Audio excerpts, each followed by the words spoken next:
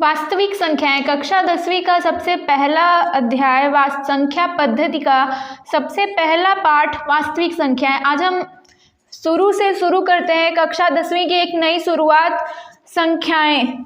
वास्तविक संख्याएं से पहले देखते हैं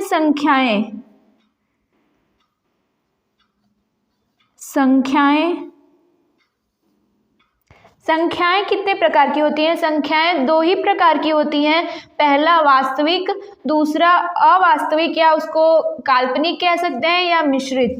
तो संख्याएं पहला हो गया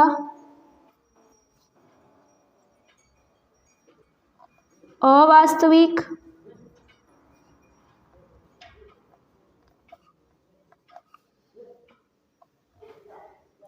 और दूसरा हो गया वास्तविक।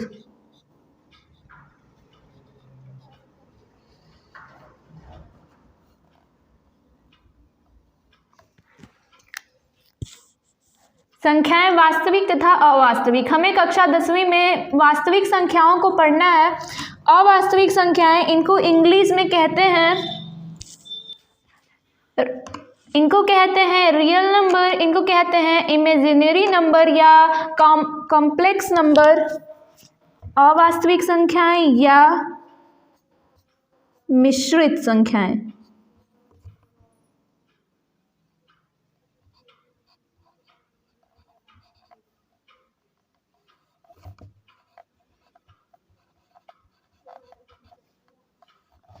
तो वास्तविक संख्याओं के प्रकार में देखते हैं। वास्तविक संख्या भी दो प्रकार के होते हैं।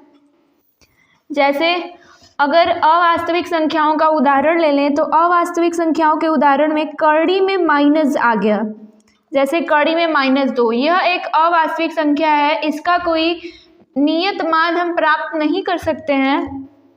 इसी प्रकार कड़ी में -6 और अंत तक। वास्तविक संख्याएं कुछ भी हो सकती हैं, जैसे 2, 4, कड़ी में 3, कड़ी में 11 वगैरह। और भी संख्याएं हो सकती हैं 9/11, 15/16, कुछ भी वास्तविक संख्याएं में हो सकती हैं। बस कड़ी के अंदर माइनस नहीं होना चाहिए।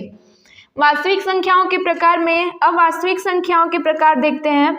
तो वास्तविक संख्याएं दो प्रकार की होते हैं। पहला परिमेय संख्याएं,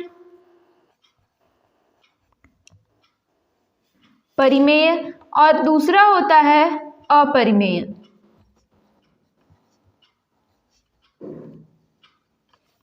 परिमेय संख्याओं को इंग्लिश में कहते हैं रेशनल नंबर और अपरिमेय संख्याओं को इंग्लिश में कहते हैं इर्रेशनल नंबर। परिमेय तथा अपरिमेय। परिमेय जिन्हें p/q के रूप में लिखा जा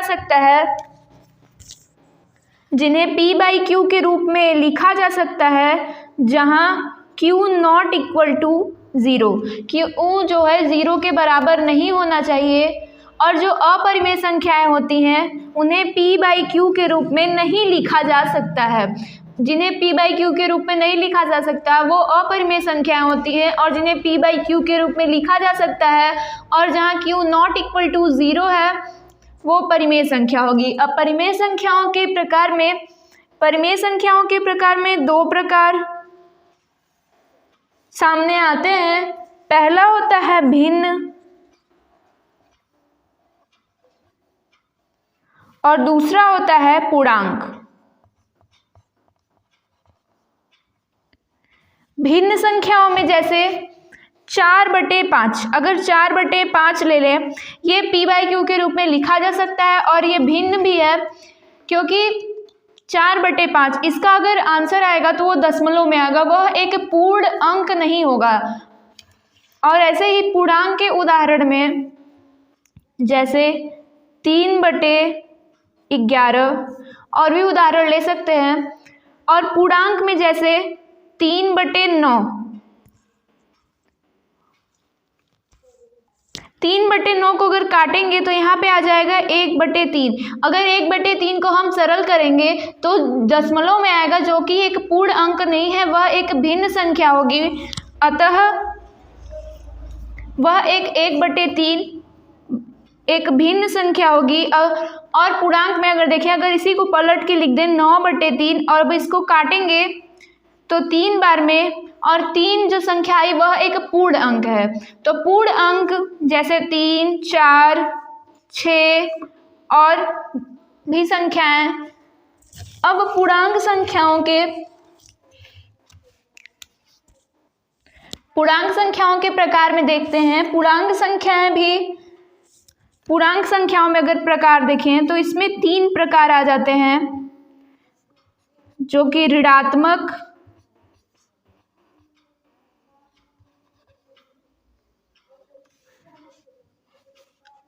धनात्मक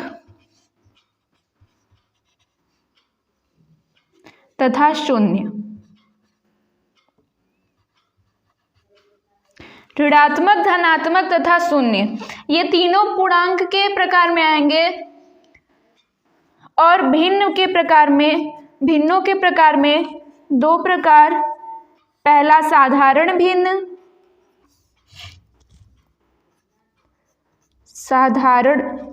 भिन्न,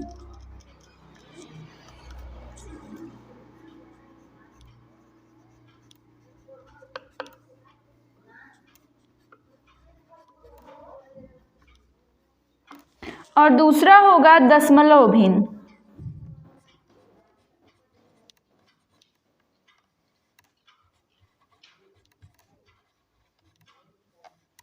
इस प्रकार ऋणात्मक संख्याएं जैसे -1, -3, जैसे अगर हम संख्या रेखा पर दर्शाते हैं एक लाइन में, यहाँ पे 0, इधर की संख्या ऋणात्मक, इधर की संख्या धनात्मक, जैसे यहाँ पे 1, 2, 3, यहाँ पे -1, -2, -3। तो इधर की संख्या है जो ऋणात्मक, फिर ये 0, फिर इधर धनात्मक संख्याएं। और धनात्मक संख्याओं में जैसे 1, 2, 3, इसी प्रकार से अन्य। यहाँ पे पूर्ण संख्या और धनात्मक संख्याएं अगर मिल जाएं तो यहाँ पे शून्य और धनात्मक संख्याएं मिल जाए तो पूर्ण संख्याओं का निर्माण होता है।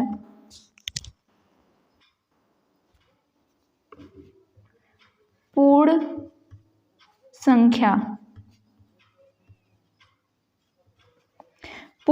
मतलब 0 प्लस धनात्मक संख्याएं, 0, 1, 2, 3 डॉट डॉट इन्फिनिटी तक। अब जहां तक लिख सकते हैं वहां तक की संख्याएं पूर्ण संख्या होगी। और धनात्मक के में बात करें तो धनात्मक में पहला आ जाएगा प्राकृत संख्या। अब प्राकृतिक संख्याओं के प्रकार में भी सम, विषम, भाज्य, अभाज्य, सह अभाज्य तथा संपूर्ण संख्याएं सभी आ जाएंगी। प्राकृतिक संख्याएं मतलब 1, 2, 3। अक्सर प्राकृतिक संख्याएं और पूर्ण संख्याओं में कंफ्यूजन होती है। तो प्राकृतिक संख्या मतलब 1 से जो शुरू हो, 1, 2, 3, 4, 5 इन्फिनिटी तक जो संख्याएं हैं वो प्राकृतिक संख्याएं। पूर्ण संख्याओं में 0 प्लस हो जाता है, पूर्ण संख्याओं में 0 प्लस हो जाता है। 0 प्लस प्राकृतिक संख्या इज इक्वल टू पूर्ण संख्या। अब जैसे सम संख्याओं में सम संख्या हम जानते हैं, सम संख्या जैसे 2, 4, 6, 8। सम संख्या पहचानने का एक अच्छा सा ट्रिक होता है, किसी भी संख्या के अंत में 2, 4, 6, 8 या 0 दिख जाए तो वह संख्या सम ही होती है। और विषम संख्या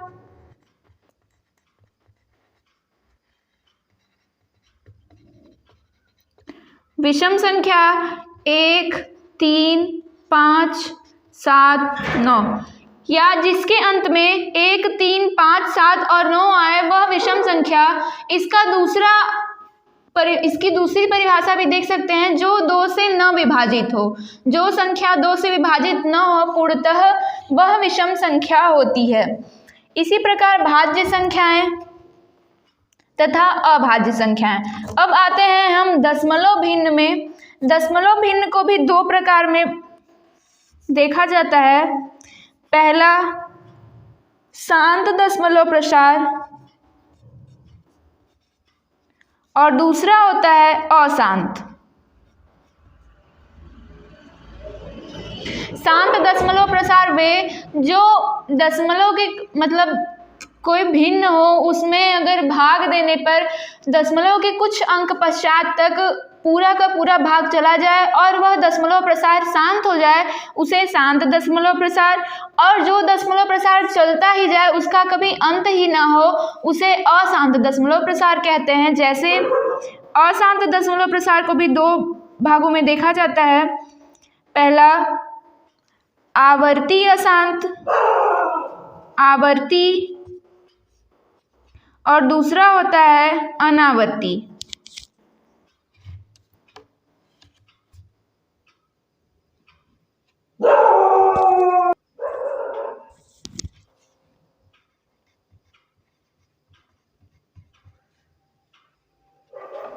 दशमलव भिन्न में पहला अशांत, दूसरा शांत और अशांत। अशांत दशमलव प्रसार को भी दो भागों में, अशांत आवर्ती और अशांत अनावर्ती।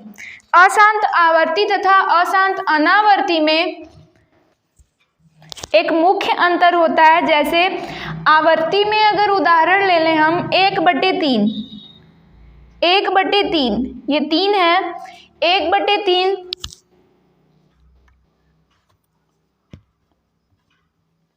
1/3 का अगर दशमलव प्रसार देखें तो ये 0.3333 आता जाता है। अगर इसको लिखें 0.3 पे बार, यह एक आवर्ती अशांत आवर्ती प्रसार है, क्योंकि यह 0.3333 जाता जा रहा है।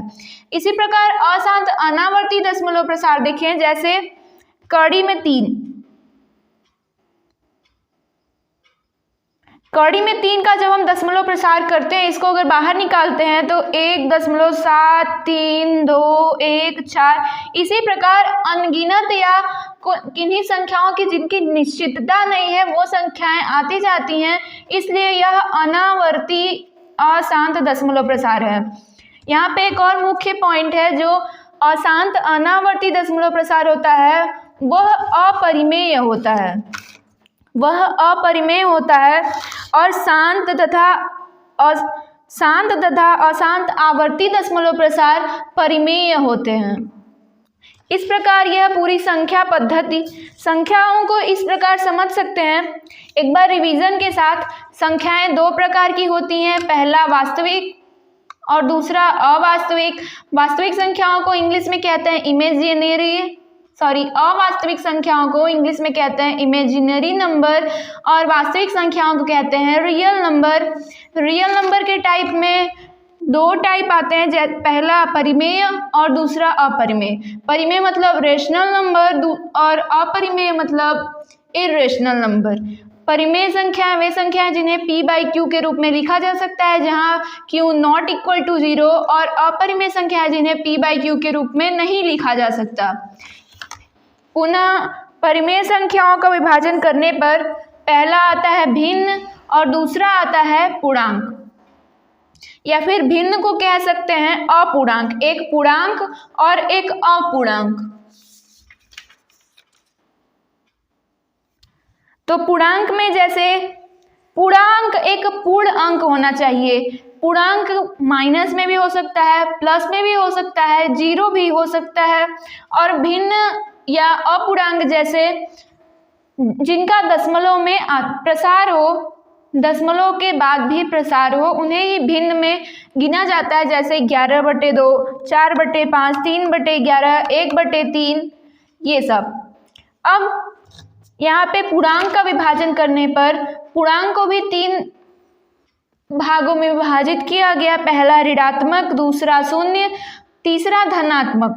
ऋणात्मक संख्याएं जैसे ऋणात्मक संख्याएं -1 से शुरू होती हैं -∞ तक, और शून्य संख्या शून्य है, और धनात्मक संख्याएं 1 से लेकर अनंत तक, जैसे 1, 2, 3, 4 डैश करके अनंत तक।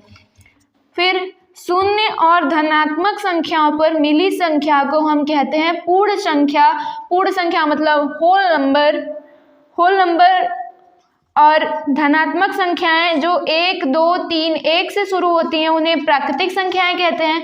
फिर प्राकृतिक संख्याओं में सम संख्या, विषम संख्या, भाज्य संख्या, अभाज्य संख्या। फिर इधर भिन्नों का विभाजन करने पर पहला आता है साधारण भिन्न, दूसरा आता है दशमलव भिन्न। साधारण भिन्न और दशमलव भिन्न में दशमलव भिन्न को दो भागों में बांटा गया, पहला शांत दशमलव भिन्न और दूसरा अशांत दशमलव भिन्न। शांत दशमलव भिन्न जैसे 1.32, यह एक परिमेय संख्या होगी जिसका भिन्न है और भिन्न का जब हमने दशमलव प्रसार किया तो 1.32 आया।